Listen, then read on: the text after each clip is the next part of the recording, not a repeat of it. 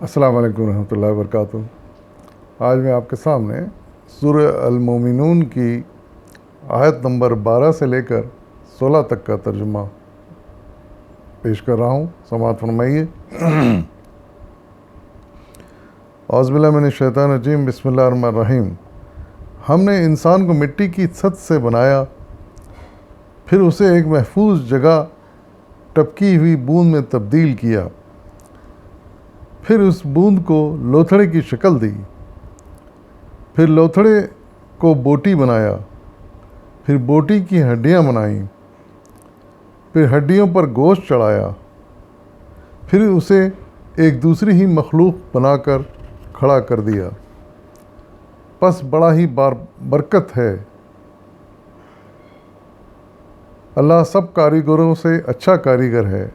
پھر اس کے بعد تم کو ضرور مرنا ہے، پھر قیامت کے روز یقیناً تم اٹھائے جاؤ گے۔ صدق اللہ العظیم۔ ان آیات میں اللہ تعالیٰ نے انسان کی تخلیق کے بارے میں مختصر طور پر وضاحت کی ہے، اور بڑی قابل غور اور قابل ستائش یہ وضاحت ہے، اور حقیقت یہ ہے کہ اس پر غور کرنے سے اندازہ ہوتا ہے کہ واقعی پروردگار عالم ایک بہت بڑا کاریگر ہے، بہت بڑا خالق ہے۔ اور پھر یہ بھی سمجھ میں آتی ہے کہ وہ ہر چیز پر قادر ہے۔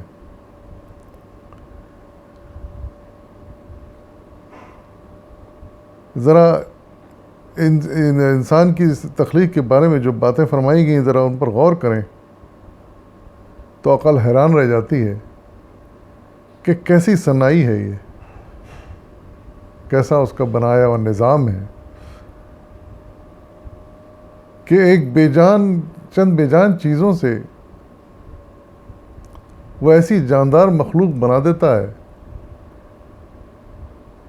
جو دنیا کی بہترین مخلوق ہے۔ اس میں ایسی صلاحیتیں اللہ تعالیٰ پھر ڈال دیتا ہے کہ عقل دنگ رہ جاتی ہے۔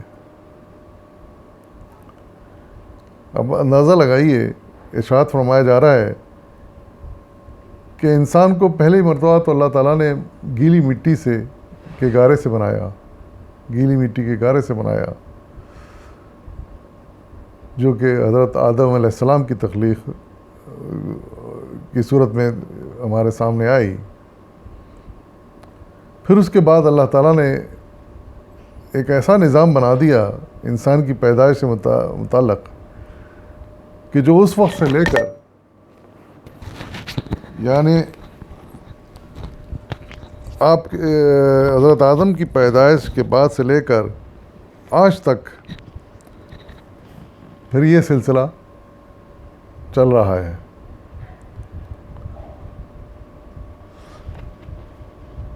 وہ یہ ارشاد فرمایا جا رہا ہے کہ پہلے انسان، یعنی حضرت آدم کو تو مٹی سے بنا دیا اللہ تعالیٰ نے، پھر اس میں روح پھونکی اور جان ڈال دی، وہ اپنی قدرت سے اللہ تعالیٰ نے سب کچھ کر دیا۔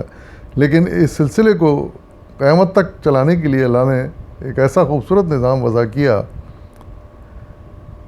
کہ جو نہایت قابل غور ہے۔ پہلی بات یہ فرمائی گئی کہ ایک بوند بنائی گئی جس سے کہ انسان پیدا ہوتا ہے، ایک محفوظ جگہ پر ایک بوند بنائی گئی انسان کے جسم کے اندر۔ وہ بوند پھر جا کے جب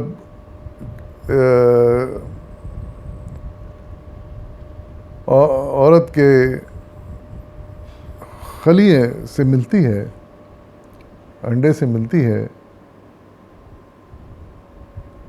تو پھر وہ ایک لوتھڑی کی شکل اختیار کر لیتی ہے، یعنی گوشت کا معمولی سا ٹکڑا۔ پھر اس لوتھڑے کو یعنی معمولی سے ٹکڑے کو پھر ایک بوٹی بنا دیا جاتا ہے، گوشت پوشت کی ایک بوٹی بنا دیا جاتا ہے. پھر اس بوٹی میں سے پھر ہڈیاں پیدا کی جاتی ہیں. پھر ہڈیوں پر پھر وہ گوشت چڑھتا چلا جاتا ہے، اور پھر انجام یہ ہوتا ہے کہ ایک مکمل بچہ تخلیق پا جاتا ہے.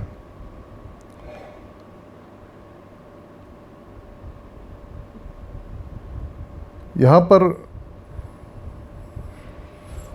اتنا ہی بیان کر کے ہمیں سوچنے کے لیے چھوڑ دیا گیا ہے، لیکن اس کے بعد جو کچھ ہوتا ہے وہ تو ہم آپ ہی جانتے ہیں کہ پھر وہ بچہ آہستہ آہستہ پروان چڑھتا ہے پیٹ میں، ماں کے پیٹ میں، صورت و شکل بناتا ہے، وضاقتہ بناتا ہے، اور اس کے بعد جب وقت پورا ہو جاتا ہے، یعنی تقریباً 9 مہینے، تو وہ پھر ماں کے جسم سے باہر آتا ہے، لیکن ایک پورے انسان کی شکل میں، انسانی بچے کی شکل میں.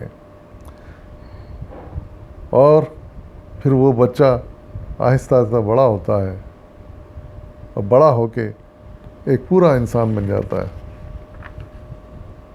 ایک پورا آدمی یا ایک پوری عورت بن جاتی ہے. تو اندازہ لگائیے کہ اس کاریگری سے بہتر یا بڑی کاریگری کوئی اور ہو سکتی ہے؟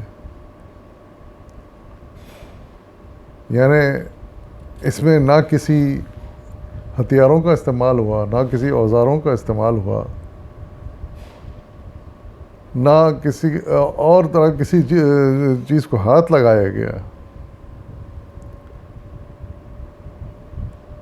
اور یہ سب چیزیں خود بخود ہوتی رہیں، اور نتیجے کے طور پر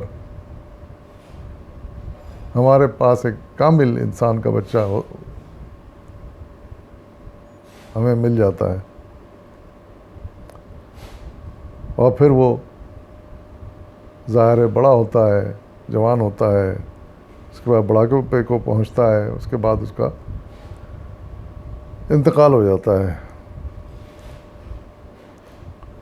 تو اللہ تعالیٰ یہی بات ارشاد فرما رہے ہیں کہ انسان کو ان سب چیزوں پر غور کرنے کے بعد یہ بات سمجھ لینی چاہیے کہ جس اللہ نے ان تمام مراحل سے گزار کر انسان کو تخلیق کیا، وہی پھر پروردگار اور خالق انسان کو موت بھی دیتا ہے، اس کو ختم کر دیتا ہے، اور پھر وہی خالق ہمیں ایک جگہ جمع کرے گا. ہم یعنی دوبارہ زندہ ہوں گے اور اس پروردگار، اس خالق کے سامنے حاضر ہو جائیں گے. یہ سارا پروسیس نہایت قابل غور ہے، اور کوئی بھی اگر اس کے اوپر تھوڑا سا غور کرے گا تو اس کا دل یہ مانے بغیر نہیں رہ سکتا کہ یقیناً ہمارا مالک پروردگار ہے، خالق ہے، اللہ تعالیٰ ہے.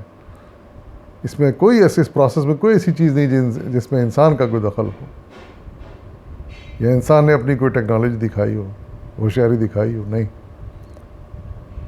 یہ سب اللہ کا بنایا ہوا نظام ہے، ایک سسٹم ہے، ایک پروسیس ہے جو خود بخود ہوتا رہتا ہے. یہ مالک و پروردگار یہ نظام ایسا بنا دیا ہے.